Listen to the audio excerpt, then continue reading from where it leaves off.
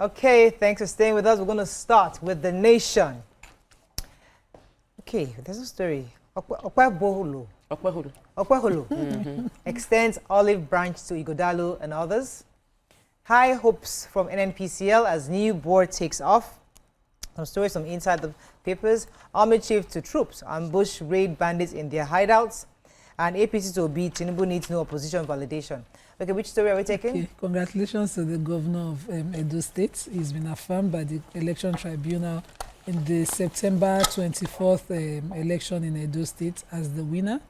21st, not 24th, elections as the winner by the tribunal. So this three-member tribunal affirmed him by declaring that the petitions by the PDP and their candidates in the elections, as well as the Action Alliance and its national chairman and the Accord Party and its candidates, those were the three petitioners who contested the elections, that they were all without merit. And the tribunal held that he had valid votes and this vote stands. Now they still have their they have the right of appeal to the appeal court, which is the final court on election petitions, and so we can. But the governor is celebrating. He's also extended an olive branch, saying that they should come together and focus on the development of the Edo people, and I hope that that is what we'll see going forward. Okay. So the Chief of Army Staff, General Oluyede, has charged troops in the northwest region to ensure they ambush and raid bandits and fish them out of their hideouts and exterminate them totally. The Chief of Army Staff, who reiterated the unwavering commitment of the office to the troops' welfare, was speaking during his Eid al-Fitr special luncheon event. The event brought together top military brass and frontline soldiers in a display of unity, resilience, and gratitude. He represented the Commander Infantry Corps, Major General A.K. Ibrahim, who conveyed a goodwill message and emphasizing the significance of the occasion. He said, while many celebrate with their families, gallant troops remain on the front line, safeguarding the nation and unwavering resolve. Their dedication during this holy period deserves the highest recognition, and many of us do agree that our boys out there should be recognized for the work, the sacrifices they're making for our nation. Okay. So I took a story from inside about the father and stepmother who have been arrested when three siblings, the father's children, died after visiting him. They had visited their father and their stepmother in the Delta Steel Housing Complex, and they didn't live with their father. Their mother had died. They didn't live with their father. They visited the father and the stepmother, and then they died. So they said the incident shocked the community, and it's just a year after their mother had passed on. Really sad. So he married shortly after the mother died. They went visiting, and then the children are dead. Really sad. And there's no reason, they don't know. Well, nobody knows. That's why they said it's a suspicious death, so they've arrested them for now. I mean, it might just be maybe because they said they went to a birthday party, maybe they ate something. Something poisonous. Okay. Could also be fumes. Okay.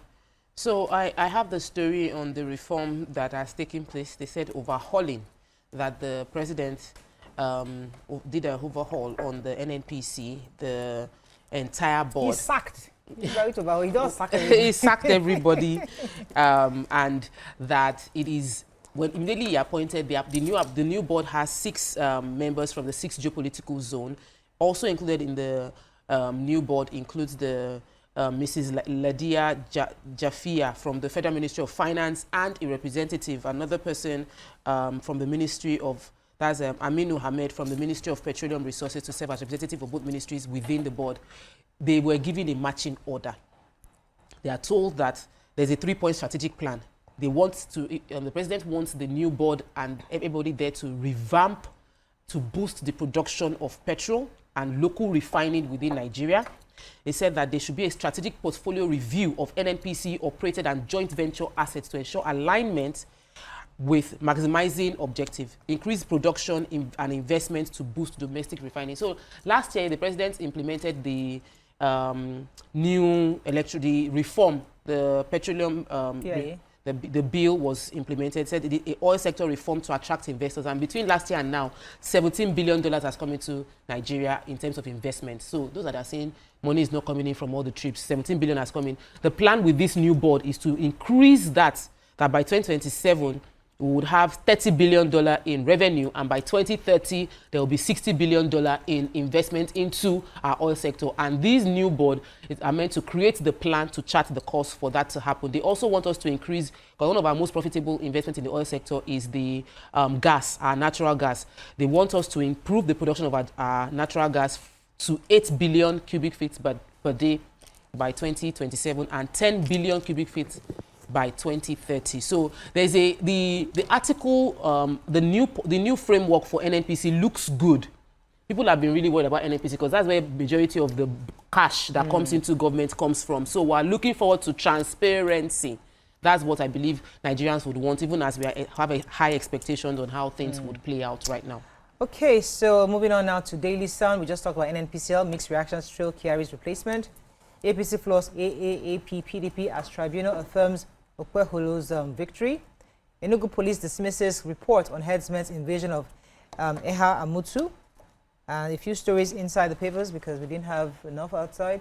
Services sector drives credit utilization to 32.69 trillion naira, says CBN. And Nigeria, Japan unveil youth-centric venture fund to drive innovation. Okay, which story are we starting with in Daily Sun? Okay, let me start with the Nigeria, Japan. So to bolster youth entrepreneurship, Nigeria and Japan have officially launched a strategic venture capital fund designed to fuel high-growth startups while shielding them from the currency fluctuations. The initiative, which channels investments in Naira, ensures long-term concessional financing, mitigating foreign exchange risk, and fostering a stable economic environment for emerging enterprises. Speaking, the Minister of Finance and the Coordinating Minister of the Economy, Mr. Wale Edun, convened a high-level meeting at Abuja office with officials from the Sovereign Investment Authority and the Japan International Cooperation Agency to finalize the operational framework. So from this, you see that there's actually money out there. Young people must have a way to access this fund. So there's money being created to help especially young entrepreneurs to see how they can grow, build their startups and grow it and scale at some point. So okay, I think so it's an opportunity. I have the story of the EFCC and Aisha Achimogu. So this body has accused the EFCC, the Arewa Youth Council for Justice, have accused the EFCC of politicizing the alleged graft case against Aisha Achimogu. They claim that the EFCC was all about media trial.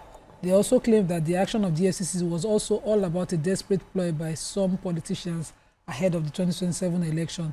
They said that the EFCC, through the head of media and publicity, Dele Oyewale, had declared Achimogu wanted for alleged money laundering.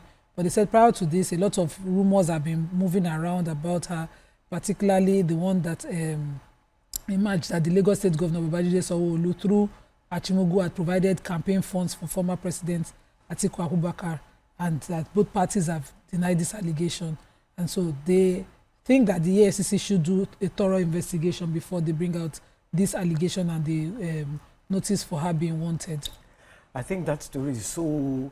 There is no way. The way I saw Sanwo-Olu so loyal to Tinubu, there is no way he was providing any funds for Atiku. That one, I think sometimes... That was just gossip. And it spread. And we can't trace who actually unveiled the first sentence of that gossip. What? But I used to seek the EFCC did not bring out that. You know, to link this. If the EFCC declares her wanted, I think they should do the investigation if she has some. Who said they haven't done the investigation? Why would somebody just stay in the office and just put another? That's what I'm saying. The EFCC would not just come out and declare somebody wanted without. So that's why we're assuming they've not done their work. You know, so to link it to the rumors. Yeah. All of us read rumors now. To link it to what are going to break. We have to go on a break. When we come back, we'll continue with our review. Stay with us. No, I don't do social media.